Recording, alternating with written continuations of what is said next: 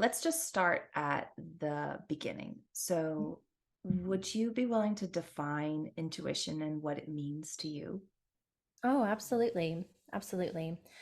For intuition, the way within the work that I do and how I support people is it's looking at how we receive information beyond what we often let our five or six senses experience.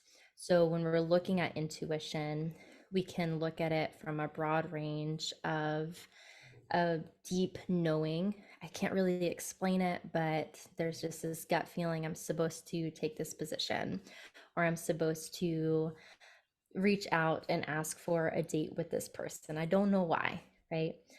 All the way to receiving visuals or things like in meditation, in our mind's eye or with our eyes open, or hearing things beyond what are physically in the room or what we can see with our 3D reality.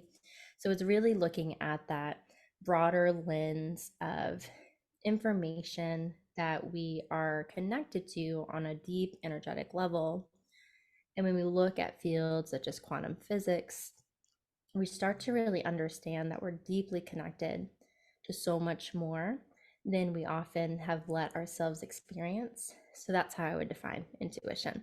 Hmm. Yeah, we can I dive a little bit deeper, however, it would be supportive for sure. Well, I would love to dive deeper and like for context, I think I'd love to share a little bit of my story because, you know, I come from a very analytical background. I'm a former senior economist for the government. Like I think in data and numbers. And I think for me personally, I resisted my intuition for so many years because for me, intuition meant being woo woo, which Yep. I don't like that word. I consider myself deeply intuitive and spiritual, and I don't like the word woo woo. Yeah.